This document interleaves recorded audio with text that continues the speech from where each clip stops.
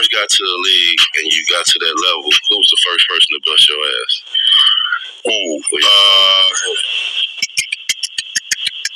First person that got me, Nick Van Exel.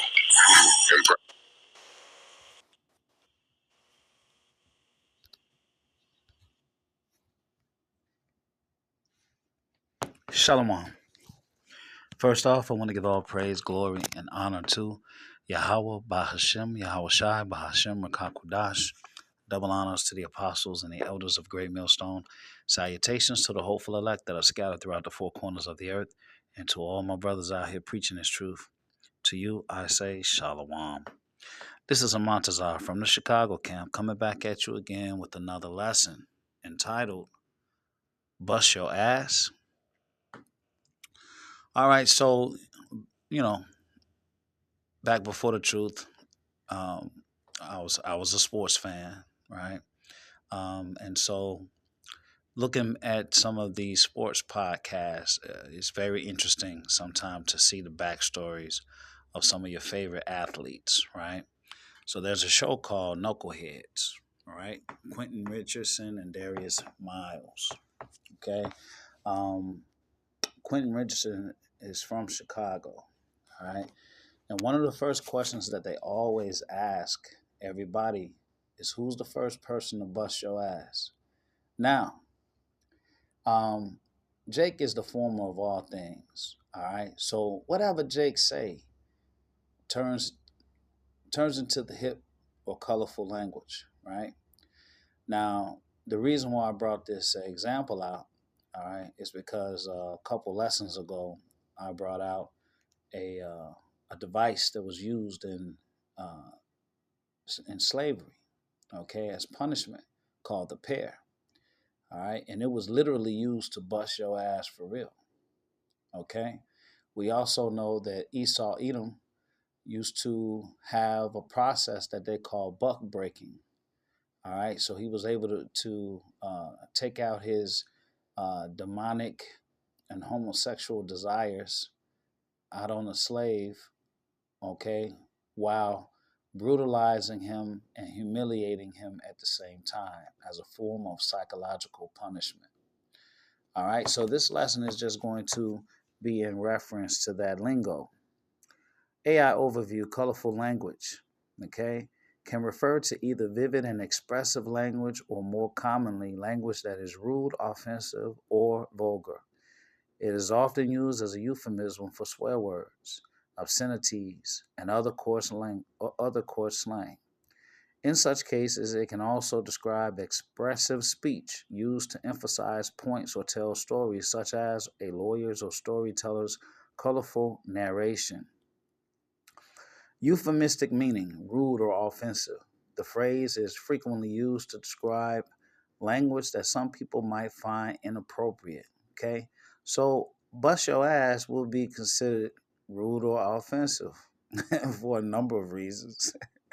Coarse slang, it can refer to a high degree of profanity, vulgarity, or invective. Okay. Examples, a person might use colorful language when they are angry about politics, or a character in the book might have a colorful language that is distasteful to some readers. Okay. But the idea here, of course, and of course, we know what they were saying. All right. They were basically saying, when you got to the league, who was the first person who basically, broke your ass off? Who was the first person that humiliated you, that they were so good, you know what I'm saying, that it was a school session? You know what I'm saying? You play back the tape and they just blowing by you. They scoring on you at will. We get it. We get it. But the only thing that we're doing here in this lesson is to say, hey, listen, some things you say, some things you don't realize where it's coming from. All right. But in actuality, um, you take a look at where it's coming from, and we just look at the history as our people. So in a previous lesson, I brought this out. This is called the pear of anguish. Okay. This device was created by Europeans and was used on slaves in the 1800s. The pear, as it was called, was inserted into the male slave's rectum if he refused sex with his slave master. Once inserted, the key would be turned until it was fully open and caused major damage or even death as punishment. Regarding the female slave, if she refused sex, it was inserted into her vagina, causing massive hemorrhaging and infertility.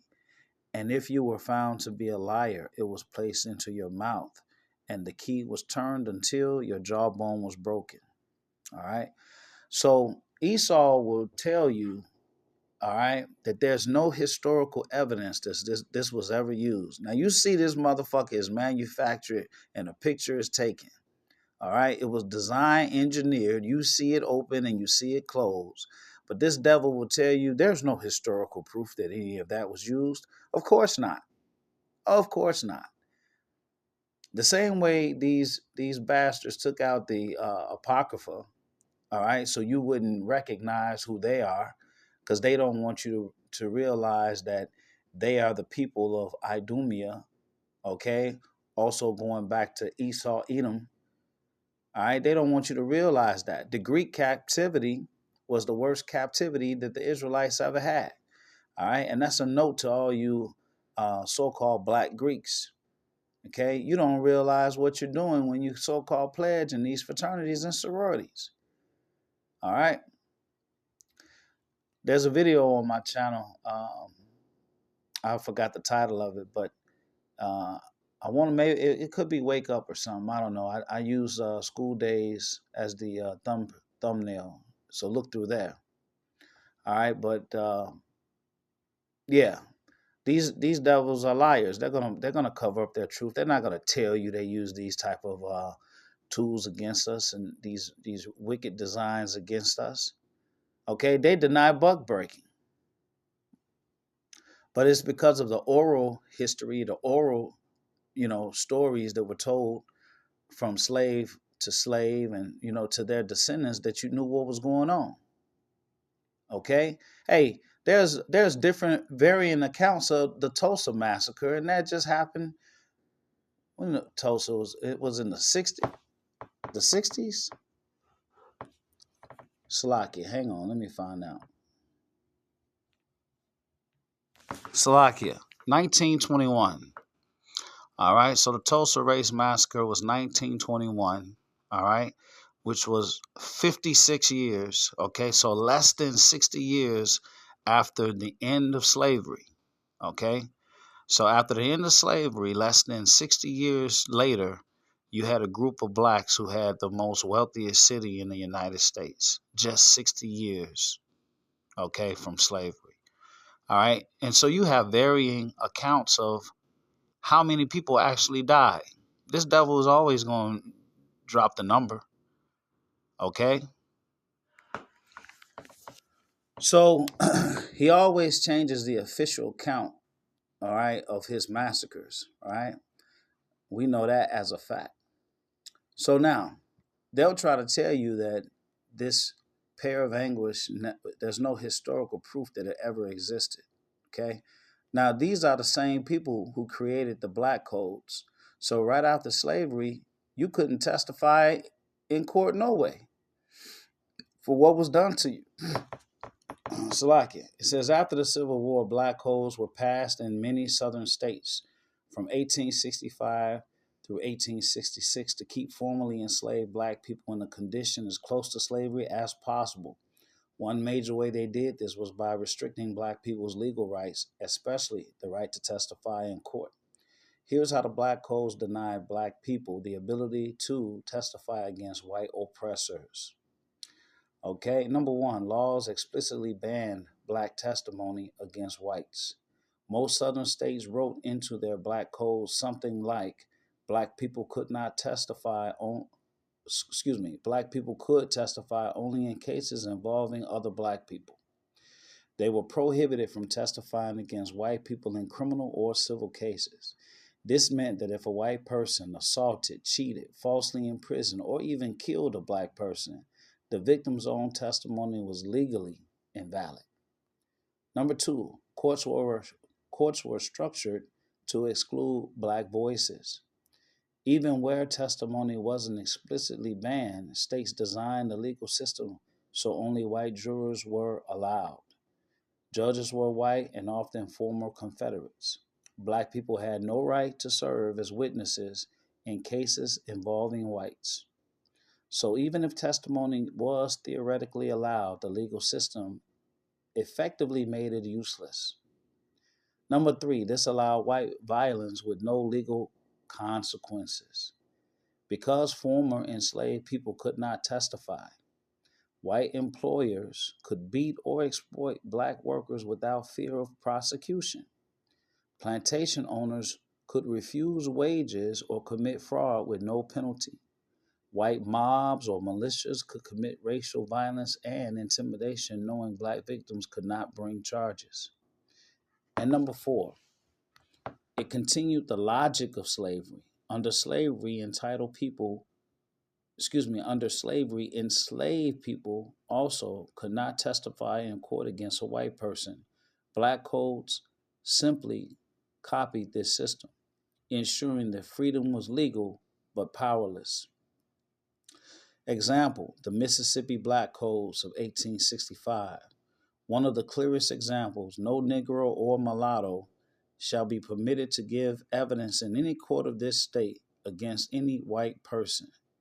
This type of clause appeared in multiple states, Mississippi, South Carolina, Louisiana, and others. In short, the Black Codes denied Black people the right to testify against white people by passing laws that legally invalidated their testimony, structuring courts to exclude them, and continuing the same legal framework used under slavery. Now, who are you going to believe? You're going to believe what the Bible says about them? All right, and even what secular history says about them. Everything I just read to you was secular history. So you're going to believe a people, okay, who literally manipulated the legal system that you couldn't have a voice or testify against someone who wronged you. And that wrong could be considered rape, any type of abuse, hanging, mutilation, killing, anything. You basically couldn't say anything against these people. You're going to believe their account of the slave history and punishment. Okay? So when you say bust your ass, this is what bust your ass really mean. Okay?